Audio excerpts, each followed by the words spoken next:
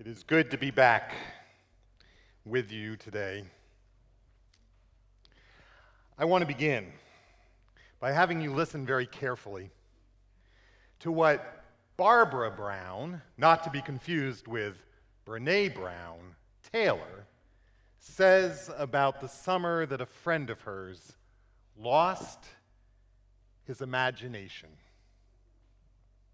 He was 11 years old, a distracted fifth grader who yearned for the last day of school so that he could return full-time to the fields of play. Memories of the previous summer spurred him on, long days spent on his belly in the backyard, racing miniature cars and trucks with his friends. When the last bell of the school year rang, he ran home to get everything ready. And the next morning, he hauled it all outside. With the early sun heating up behind his back, he sat down in his special place, surrounded by his special toys, and waited for that delicious feeling to creep over him. But nothing happened. He picked up his favorite truck and ran its wheels over the ground. "Arrgh!" he roared, as he had done so many times before. But it was not the sound of an engine this time. It was the sound of a boy's voice pretending to be an engine. And he was suddenly self-conscious. One by one, he tried all of his old tricks, but none of them worked. The bridge to his old world was gone. He no longer had access to it, and the loss opened up a hollow place inside of him. He looked at his toys and saw what he had never seen before. They were just small and cheap, a child's toys. It had all been nothing more than a silly game. Standing up, he dusted himself off and left the fossils of his childhood lying in the yard. Barbara Brown Taylor argues that every one of us has an experience like this. That moment when the magic fails and nothing is ever the same again. Which I am still trying to reconcile with what Brene Brown says about creativity in this book that we're reading this summer, The Gifts of Imperfection.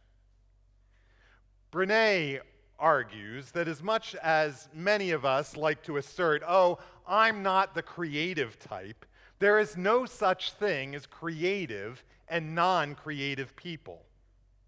Brene says there's only those who use their creativity and those who don't. And that unused creativity never just disappears. It continues to live on deep inside of us until, one, it's expressed, two, it's neglected to death, or three, it's suffocated by our fear and resentment. Is it possible for both of the Browns to be right at the same time? When we turn to the Bible, it seems to be making a strong case for what Brene has to say. I want you to think for a second, this entire book, the way that it starts, the foundation that it lays, its whole preamble, sort of the "we the people of our sacred scriptures," begins with just 5 words. Do you remember them? Can you say them with me? In the beginning, God created. Go ahead and bring up that first passage. In the beginning, God created. And the rest of the whole chapter is about how God creates out of nothing, out of the Spirit hovering over the waters, the land and the sea and the sun and the moon and the stars, how he separates out the day from the night and creates the birds and the creatures and the trees and vegetables and mountains. Psalm 19 puts it this way: "The heavens declare the glory of God. The skies proclaim the work of his hands. Day after day, they pour forth speech. Night after night, they reveal knowledge. They have no speech. They use no words. No sound is heard from them. Yet their voice goes out into all the earth, their words to the ends of the world. I mean, just think about it for a minute. Think about the creativity, the imagination that it must have taken to create the platypus or the aardvark. I mean, think about it. The firefly and the octopus. How many of you have seen My Octopus Teacher? Anyone here? The rest of you have some serious homework you need to be doing. I mean, just think about it. How could have anyone thought of the giraffe with its long neck and its long tongue and ability to eat all of the berries and leaves off the top of the acacia tree? Is it possible for both things to be true at the same time? And then we get to the 27th verse in that first chapter of Genesis. And it's put like this. So God created mankind, humankind, in his own image. In the image of God, he created them. Male and female, he created them. Well, hello, Brene Brown. Right there. In the beginning of the Bible, we see that you and I, we were made in God's image, in the Imago Dei. And the theologians have been arguing ever since about exactly what that does and doesn't mean. But if the essence of what Genesis is telling us in its preamble is that before anything else, God's nature was all about creating and creativity, then Brene is right. You and I have been made to be creative beings. Now, the theologians, once again, they make a big deal out of these things being created out of nothing, ex nihilo, as they put it in their fancy Latin. But I kind of like what the writer William Palmer has to say about creativity. When I was doing youth ministry, we used to talk about the essence of creativity being the ability to copy. But what Palmer says is that creativity is the power to connect the seemingly unconnected. I love that. The power to connect the seemingly unconnected, to watch and to observe and to bring things together in unique combinations. It's like God said, wait a second, I have an idea. What if I were to take the body of a horse, the neck and the tongue of a snake, and the appetite and the cravings of a bird, and put them all together? Voila, the giraffe. Which also means that the stereotypical artistic types who were meant to practice creativity are not the only ones who are born to be creative. Anytime you connect the seemingly unconnected, you are living into your image of Godness, your Imago Dei, your purpose in this world. Sure, for some, that might be actual art and dance and music.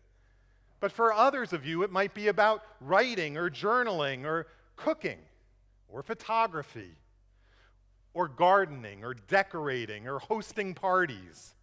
Even those who don't typically think of themselves as the creative types may be practicing their creativity in the way that they build their careers or manage their businesses, the way they come up with new ideas or solutions at work or network to bring people together who haven't been connected before. Maybe your creativity comes in the way you plan vacations or carve out time to spend with your family or friends. Because there are millions of ways for each one of us to be creative, to connect the seemingly unconnected. Well, if the Bible and Brene are right, And the world is not divided into creative and non-creative types, but they were all created in the image of God with this longing and ability to be creative, and just some of us practice it more than others, then I think we might all be in agreement that there are few people in this world who any of us know who have practiced and honed their gift of creativity more than our dear Catherine Levin. Where are you, Catherine? Oh, there. Did you see me looking around? You never sit there, so I'm like, is she over there? Is she over here? Did she go back to her office? Catherine's ability to connect the seemingly unconnected has been her calling card for the last 23 years. Here on this chancel, out there in our hearts and our minds, Catherine has been opening doors all over the place to spark our imagination and to unleash our own creativity. I think of all the ways that she's brought together Broadway show tunes with Gregorian chants, bluegrass with the Beatles, Australian Hillsong contemporary with Swahili and Hebrew and Spanish and Aramaic, James Taylor with Taizé, Latin Mass with black gospel music. Catherine's whole life has been about connecting seemingly unconnected people, young and old, rich and poor, Unitarians and evangelicals, wayward Jews and recovering Catholics, professional vocalists with Milli Vanilli-like lip syncers, country banjo players with drooping pantsed rappers, connecting the Middle Eastern Jesus with the white Jesus and the Asian Jesus. Where are you, Andrew? Legal Eagle oboe players with Austrian pop stars and gay opera singers with straight-laced old fuddy-duddies. Tapping into and unleashing the creativity in all of us. Week after week, I have sat here literally with a front row seat and been astounded at all of the ways she has connected the seemingly unconnectable in a million joyful and touching and life-changing ways. So back to Barbara Brown Taylor. She says that that's the reason we come here week after week, that the church's central task is primarily about imagination.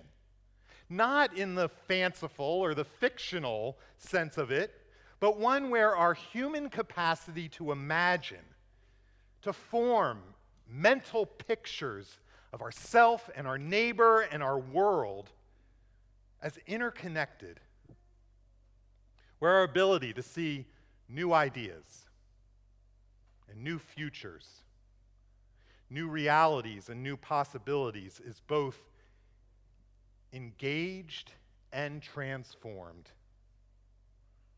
What I have seen Catherine doing every single day in the 14 days since I arrived has been all about flinging the doors wide open, extending buckets of grace to everyone who walks into this place, so that we might be able to imagine what our world and what our lives might be able to look like if we could just get out of the way of ourselves, lower our defenses and remove these walls around our heart, and to dream God's dreams for us.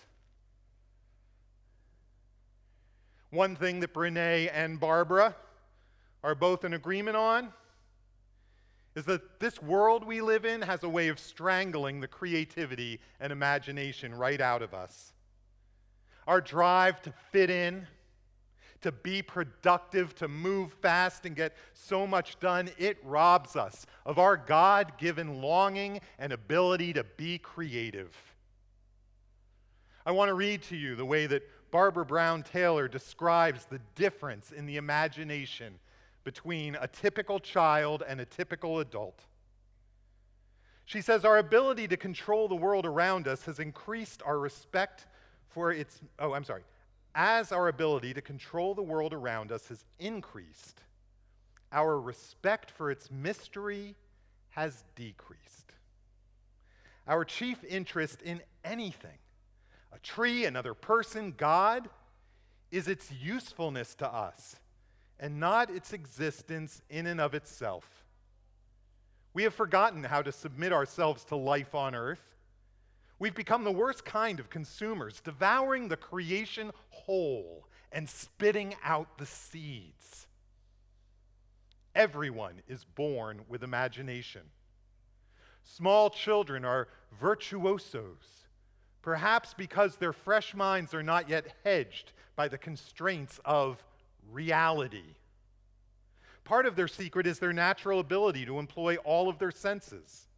Small children have not yet learned to view the world around them as scenery, a flat backdrop to walk past on their way to somewhere else.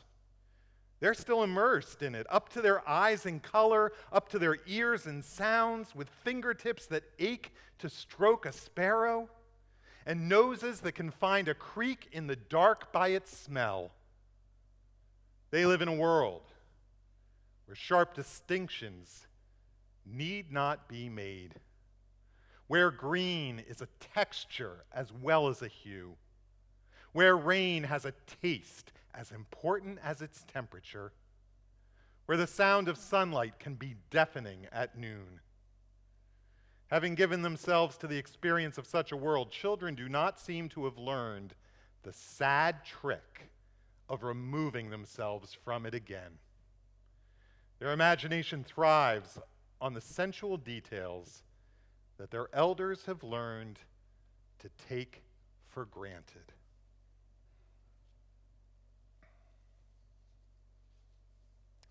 We have been spending a lot of time over these last 8 weeks trying to figure out the perfect going away gifts for Catherine, the one that we love so much and are going to miss so terribly and are so grateful to for so many things. And we still have a few surprises left. But I think the very best gift that we could give Catherine as she heads to Louisiana is our promise to you to keep our imaginations and our creativity alive.